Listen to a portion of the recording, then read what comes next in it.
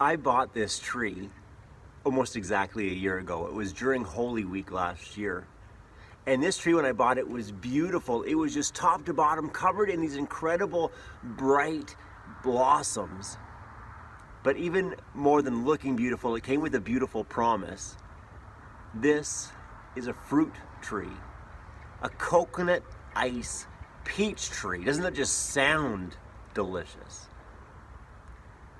Well, somehow in between buying it and planting it, somehow between hope and expectation is a sad reality. This tree is dead. Have you ever just had a bad day? Maybe even more to the point, have you ever had a bad Monday? On Holy Week, on the Monday of Holy Week, it seems as though Jesus has a bad day. He's just edgier than normal. It just seems frustrated and angry on that Monday of Holy Week. Two things kind of highlight that. The first is this: while he's walking with his disciples towards Jerusalem, it says that he sees a fig tree full of leaves and he's hungry, so he goes to the fig tree to get something to eat. But when he gets there, there's no figs there at all. And it says this, that he curses it. He doesn't swear at the tree, he actually curses it. May no one ever eat fruit from you again. Sounds pretty extreme, doesn't it? But it doesn't stop there.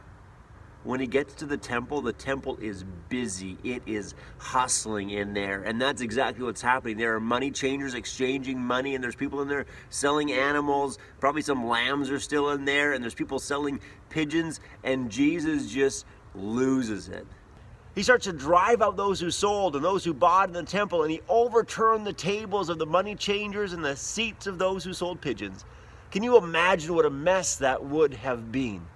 I mean, people would be shouting at him to stop. There'd be money clanging all over the floors and people scurrying after. There'd be sheep probably pooping on the floor and feathers going all over the place as these pigeons scatter.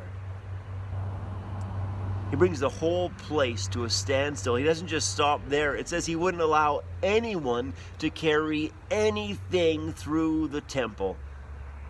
He brings the whole place to a standstill, and when it's finally silent, he starts to teach them.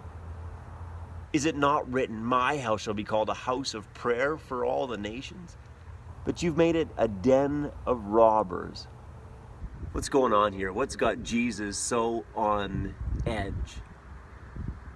Most people think there's a connection between the fig tree and the temple. That on the fig tree he didn't see the fruit that he was looking for, and in the temple the same thing happened. There just was not the fruit of faith that he wanted to see there either.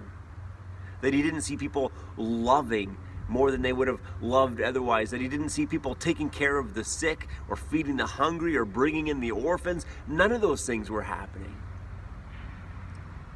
What if Jesus walked into our church?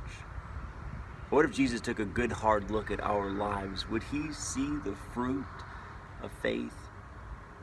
Things like love and joy and peace and patience and kindness and goodness and gentleness and self-control. Would he see us turning from sin and resisting temptation? Would he see us loving sacrificially and caring for others as much as we care about ourselves? Martin Luther said this, that if we're a good tree, that we'll just bear good fruit because our good God is in us.